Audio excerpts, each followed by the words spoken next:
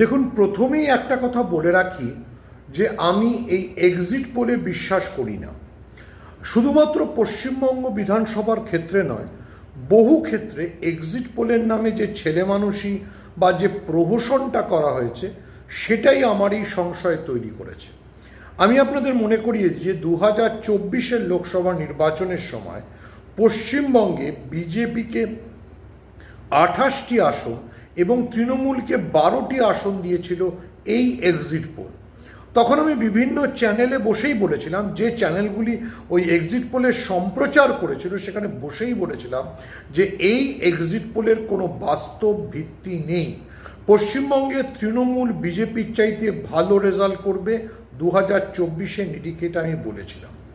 আমি এখনও এই 2026-এর নিরিখেও মনে করি যে পশ্চিমবঙ্গে তৃণমূল বিজেপির চাইতে ভালো ফলাফল করবে।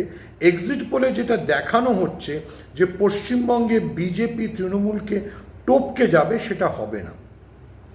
আজকে এই কথাটা বলার জন্য নিশ্চয়ই আমার বিরুদ্ধে সমালোচনার ঝড় বইবে, সোশ্যাল মিডিয়ায় অনেক গালাগাল হবে, চটিচাটা বলা হবে।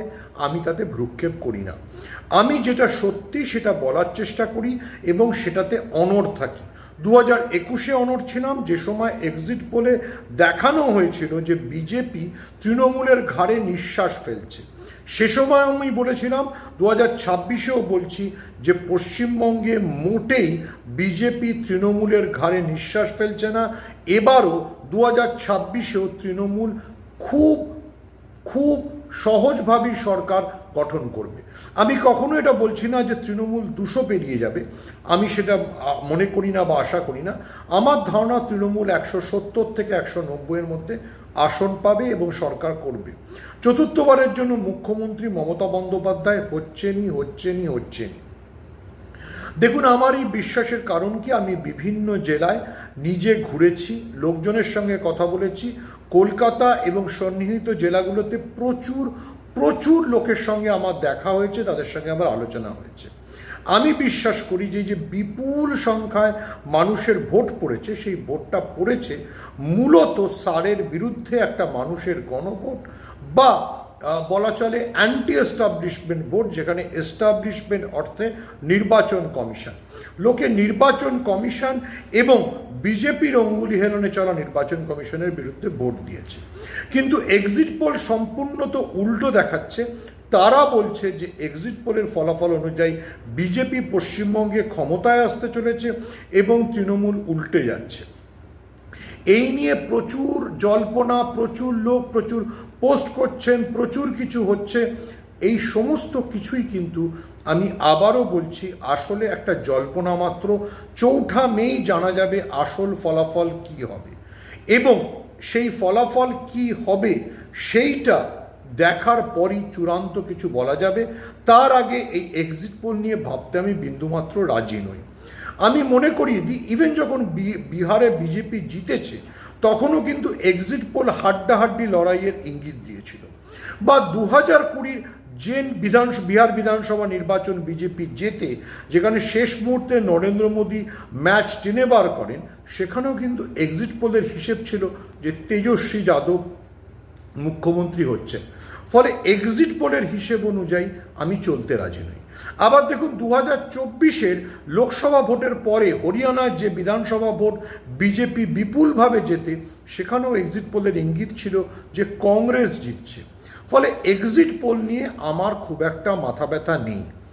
আবারও মনে করাই, 2024-এর লোকসভা নির্বাচনের সময় যে অ্যাক্সিস মাই ইন্ডিয়া বড় এখন ইন্টারভিউ দিচ্ছেন, যে প্রদীপ গুপ্তা এখন বিরাট কথাবার্তা পশ্চিমবঙ্গ সম্পর্কে বলছিলেন, তিনি বলেছিলেন যে পশ্চিমবঙ্গ থেকে বিজেপি 26টি লোকসভার আসন পাবে।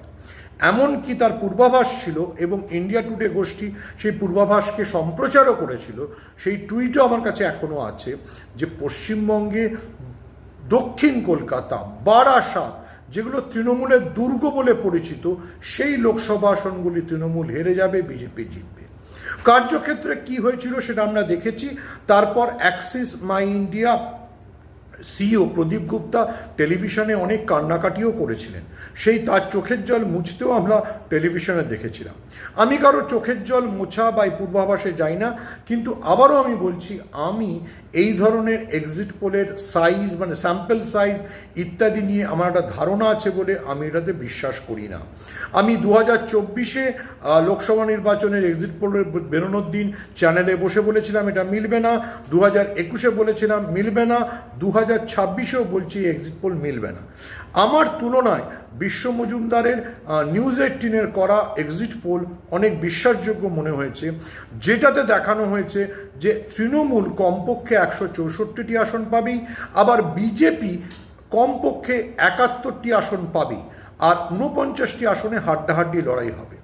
বিশ্ব মজুমদার তার চ্যানেলের পোলে এই 49টি আসনের মধ্যে 22 ভাগ করে তৃণমূল এবং বিজেপিকে দিয়েছেন, অর্থাৎ যে 45টা আসনে দুপক্ষের মধ্যে আকচি, সেটা যদি দুপক্ষের মধ্যে ভাগাভাগি হয়ে যায় তাহলে কি হবে। সেই হিসেব অনুযায়ী বিজেপি পাবে 93, তৃণমূল পাবে 186 বা 185, এরকমই একটা সম্ভাবনা। আমি এই সম্ভাবনাটাকে অনেক বাস্তবোচিত মনে করি। আমার মনে হয় যে তৃণমূল 170 থেকে 90-এর মধ্যে আসন পাবে, বিজেপি 100-র খুব কাছাকাছি গিয়ে শেষ করবে, কিন্তু হয়তো 100 পেরোতে পারবে না। এটা আমার নিজের রাজনৈতিক যেটুকু পাঠ সেটুকুর ভিত্তিতে করা। এই এক্সিট পোলকে আবারও বলছি আমি বিশ্বাস করি না, কারণ যেভাবে এরা টেলিফোনের মাধ্যমে, কেউ এআই এর মাধ্যমে এক্সিট পোল করেন সেটা আমার কাছে একদম বিশ্বাসযোগ্য নয়। আমি দীর্ঘদিন ধরে দেখেছি যে এক্সিট পোলকে কিভাবে বিজেপি ব্যবহার করে তাদের সাট্টার বাজারকে চাঙ্গা রাখার জন্য। আমি আপনাদের মনে করিয়ে দিই, এমনকি 2015-এ বিহারের যে বিধানসভা নির্বাচনে লালু এবং নীতিশ হাত মিলিয়ে বিজেপিকে হারিয়েছিলেন, যে ইলেকশনের অন্যতম কুশীলব ছিলেন প্রশান্ত কিশোর, সেই ইলেকশনেরও প্রাথমিক রেজাল্টের সময় বা এক্সিট পোলের সময় বিজেপি এগিয়েছিল। এমনকি বিখ্যাত সাংবাদিক বরখা দত্ত বিজেপি জিতছে বলে টুইটও করে দিয়েছিলেন। অনেকেই অভিযোগ করেন, এবং সেটা হয়তো সন্দেহের মধ্যেও পড়ে, যে এই সবই করা হয় সাট্টা বাজারকে চাঙ্গা রাখার জন্য বা শেয়ার বাজারে দরকে উপরে রাখার জন্য। আর কে না জানে যে বিজেপির সঙ্গে ব্যবসায়ীদের মানে ব্যবসায়ীদের যোগাযোগ অত্যন্ত নিবিড়, তাদের স্বার্থ সুরক্ষিত রাখার জন্য বা সাট্টা বাজারে নিজেদের লগ্নিকৃত টাকাকে উপরে রাখার জন্য বিজেপি এইসব এক্সিট পোলকে ব্যবহার করে। 2021-এ মেলেনি, 2024-এ মেলেনি, আমার বিশ্বাস 2026-এও মিলবে না। আবারও বলছি, এক্সিট পোলকে আমি বিশ্বাস করি না। আমার বিশ্বাস 2026-এ আসন সংখ্যা কমলেও ক্ষমতায় ফিরতে চলেছে তৃণমূল কংগ্রেসই, এবং মমতা বন্দ্যোপাধ্যায় চতুর্থবারের জন্য মুখ্যমন্ত্রী হবেন। বরং আমি একটা প্রশ্ন সবার কাছে ছুড়ে দিতে চাই, এই যে এত চেষ্টা, এনআইএ সারের মাধ্যমে লাখ লাখ মানুষের নাম বাদ দেওয়া, এত কিছুর পরে যদি বিজেপি পশ্চিমবাংলায় ক্ষমতায় না আসতে পারে, তাহলে নির্বাচন কমিশনার জ্ঞানেশ কুমারের চাকরি থাকবে তো? বিজেপি তাহলে কোথায় মুখ দেখাবে? আমি টেলিভিশন চ্যানেলে বলেছি, লিখেওছি, পশ্চিমবঙ্গের জন্য তো শুধু রাফায়েল আর সুখোই পাঠানো বাকি ছিল। মনে হচ্ছিল পশ্চিমবঙ্গে যুদ্ধ হচ্ছে, আর সেই যুদ্ধে নির্বাচন কমিশনকে যুদ্ধ তদারকির দায়িত্ব দেওয়া হচ্ছে। পশ্চিমবঙ্গে সেরকম কিছুই হয়নি। আমি বিশ্বাস করি এগুলো পশ্চিমবঙ্গকে বদনাম করার বা কালিমালিপ্ত করবার একটা চেষ্টা।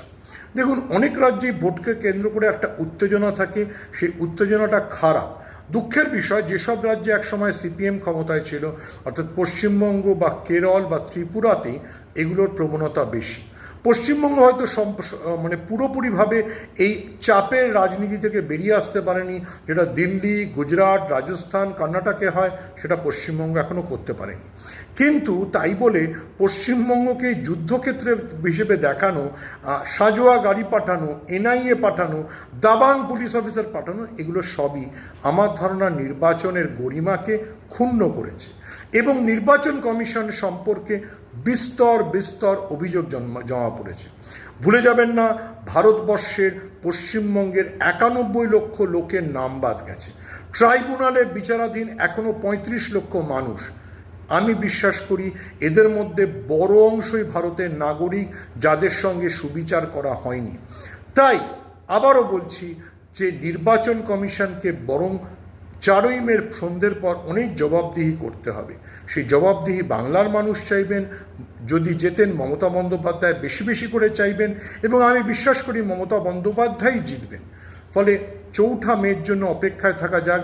এই এক্সিট পোল নামক প্রহসনটিকে না গুরুত্ব দিলেই ভালো। এটা হয়তো বিজেপির একটা মাইন্ড গেম, বিপক্ষের কর্মী সমর্থকদের দাবিয়ে রাখার চেষ্টা, কিন্তু এতে গুরুত্ব না দিয়ে 4ঠা মের জন্য অপেক্ষা করা যাক।